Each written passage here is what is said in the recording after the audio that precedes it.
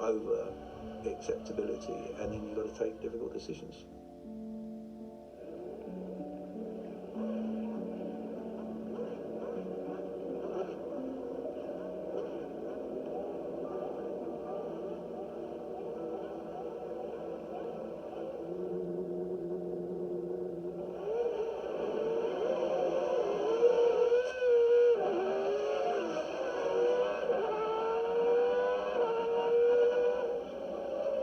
Prost who took the lead at the start against all expectations. For the first 10-15 laps, kind of disappeared into the distance.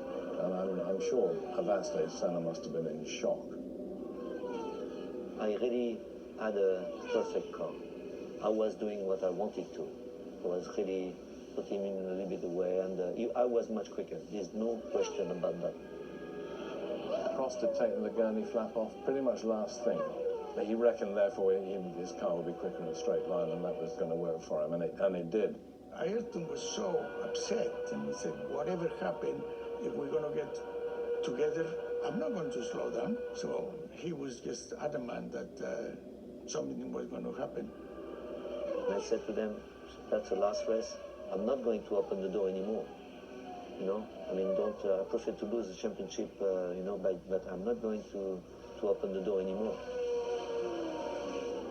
Well, it's going to be constant attack, because Senna has got everything to gain and nothing to lose. Alain Prost can see the McLaren Honda of Senna big in his mirrors. Senna reeled him in. And it was obviously going to come down to a showdown, and the showdown was obviously going to be at the chicane because, you know, it's the only passing place at Suzuka.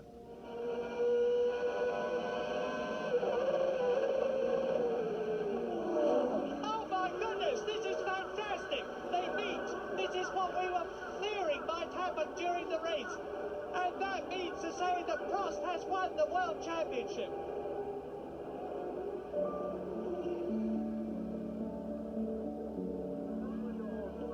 There was no question that Alain turned into Senna, no question. What he didn't do was do it well enough to take Senna out the race.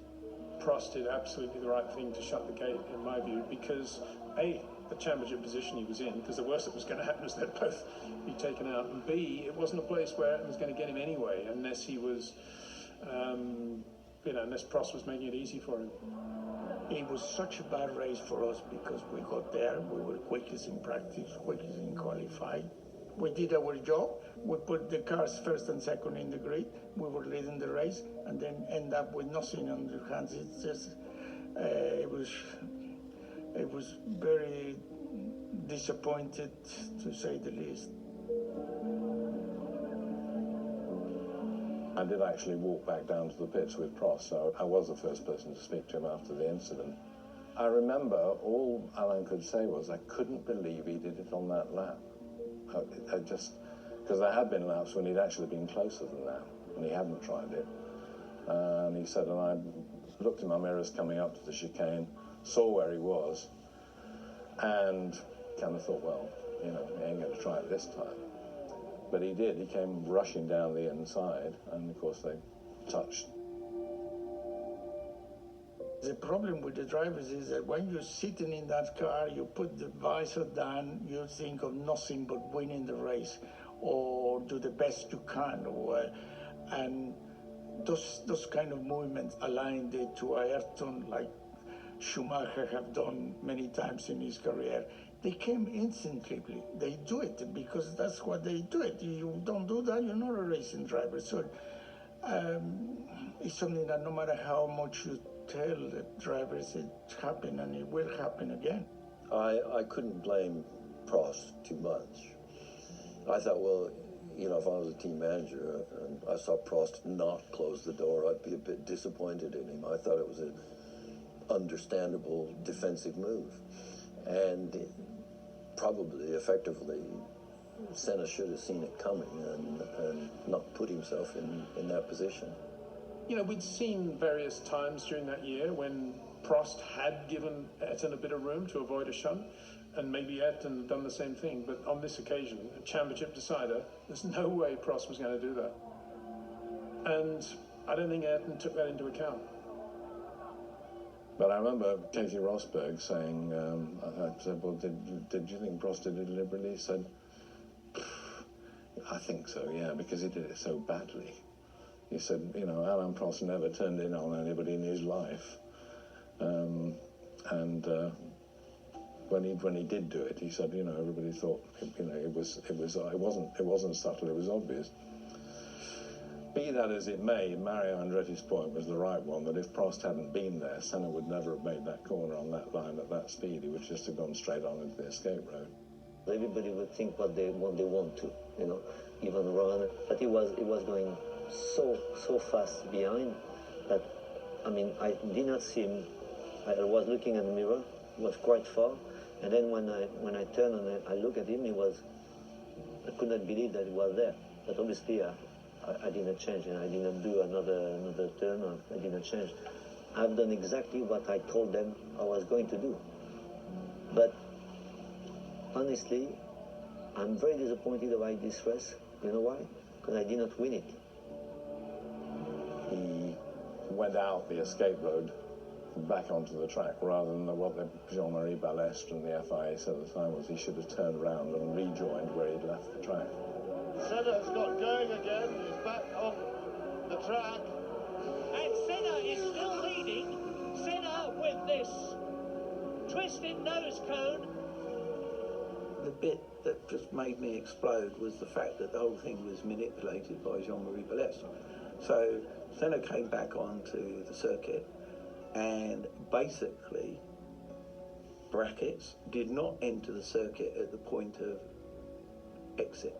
They deemed that he should have turned round, driven against the traffic, and entered at the point of where he exited.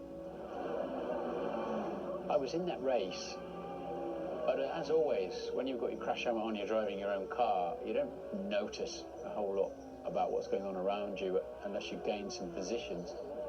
Ayrton had his brain engaged fully in Suzuka 1989. Instead of thinking, I'm out of the race, he's like, how do I get back in this race? Get the marshals to push me. Get me back in this somehow. He did a lap with the nose hung off, came into the pits, we changed the nose on the car, then he went out, caught up everybody and won the race. Ayrton Senna wins in Japan. Is there going to be a stewards' inquiry? Alain Prost will have one if he can. Irrespective of all the evidence that we presented at the Suzuka and afterwards in the appeal, Balestre was just saying, there is no way, Alain, no way that I'm going to let Senna win that race. That was the bit that I was upset about. The accident, look, the competitive, a sense of injustice just drove into me. And, you know, it was just so unjust. But it's not unusual in Formula 1. Things like that happen. You know, the problem with Ayrton, he can't accept that, he can't accept not to win, and he can't accept that somebody resists by overtaking maneuver. And a lot of times, if you remember last year and this year, I opened the door, and if I did not open the door, we would have crashed like this. And I said before the race, if that happened, I don't open the door anymore. The way he drives is very good, I must say. He's absolutely unbelievable quick. But for me, I mean, it's driving too hard. I mean, you know, it's and if you have two drivers like this in Formula 1, then you have accident every race. Ayrton was very strong in his head, very strong, unbelievable. But then we started something that we could not control, and until the point where if you go to 1990, 1 year after, you can see that he did not forget that he had his strong idea, and that was absolutely not objective.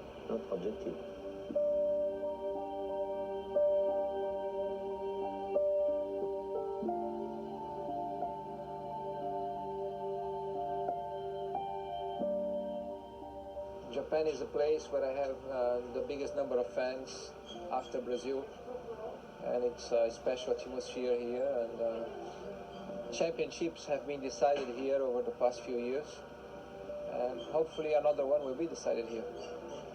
In our business, the pressure, the stress is high, the demand is high, and your mental conditions are fundamental for you to maintain equilibrium, particularly at critical moments.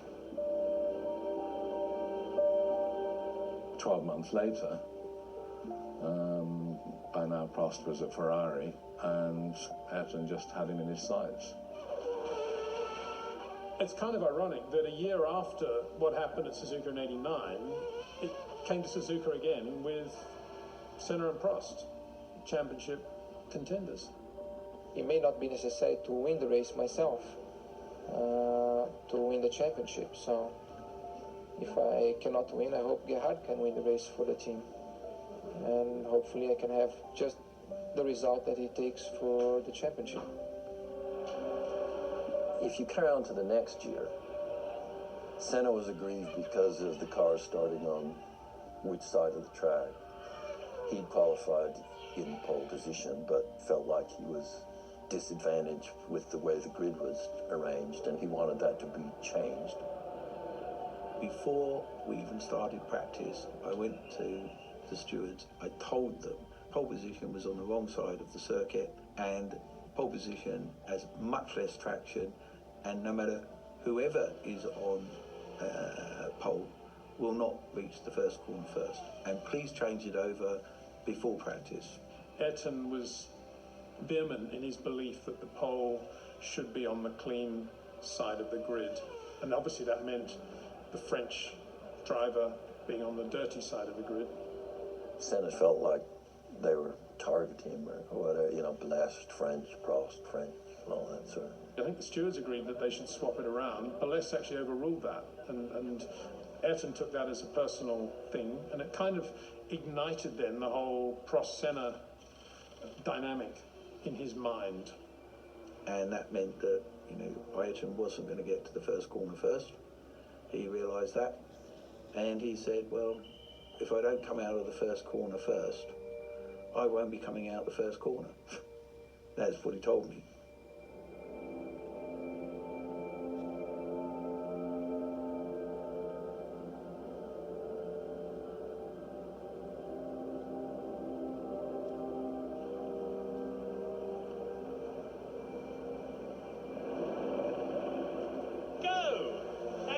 Sprints away, but Alain Prost takes the lead. It's happened. Alain Prost has taken the advantage. Senna is trying to go through on the inside, and it's happened immediately. This is amazing. Senna goes off at the first corner, but what has happened to Prost? He has gone off too.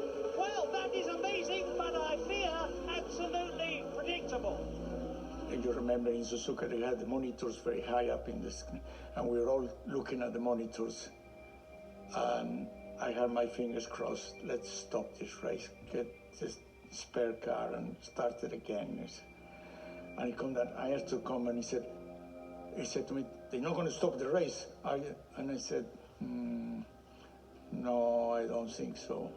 But inside me, I wanted to stop the race. I was just so bitterly disappointed in Ayrton, because we shared values and principles right through our relationship and our period of working together, and that wasn't acceptable to me. And in the end, he wasn't happy with the outcome, but it, for me, predetermined. Unfortunately, it went wrong on the first corner. There was a big risk. I had nothing to lose on the first corner. I want to win, and I went for a gap in inside on the first corner. Alain didn't see it and just closed the door, and we ended up touching. That's too bad for the championship, because I'm sure the race would have been full of excitement. But last year I lost in a similar manner towards the end of the race instead of the beginning, and this year went wrong for him.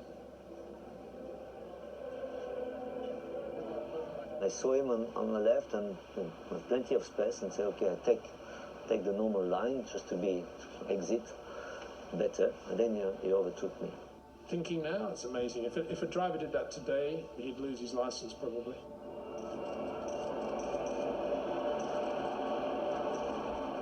Ayrton on the first corner just simply took him out. And then subsequently admitted quite a while later that yes, he had done it deliberately, and it was, you know, what he considered to be retribution.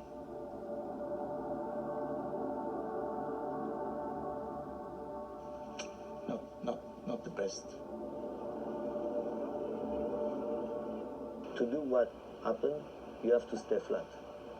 And to stay flat, it is something that you cannot imagine in the brain of the racing driver. I went to see his race engineer, the Honda race engineer, to look at the telemetry. Everybody knew that. Everybody knew that. They all saw what happened. In fact, some of the people in McLaren told me that he never lifted on the throttle until they were stationary in the gravel trap. So. And then after when the thing come down, I said to Ayrton, that was wrong. You know, you could have beat him without having to do that. One of the low points of Formula One, really, and Ayrton's career, it was putting drivers, marshals, fans at risk with this manoeuvre, and it was completely out of control. It's a great paradox with Ayrton. He was the most caring driver. If another driver had a crash or an incident, he'd be the first one at the medical centre or getting out of his car and running back to help Eric Bernard in Ligier. But at the same time, he was ready to run you off the road. I saw it in Formula 3 when we were bitter rivals, and I saw it in Formula 1 too. He's a fantastic person, fantastic race car driver. He's a friend, and sometimes friends do things that disappoint you, but they're still your friend. So just draw a line under that one.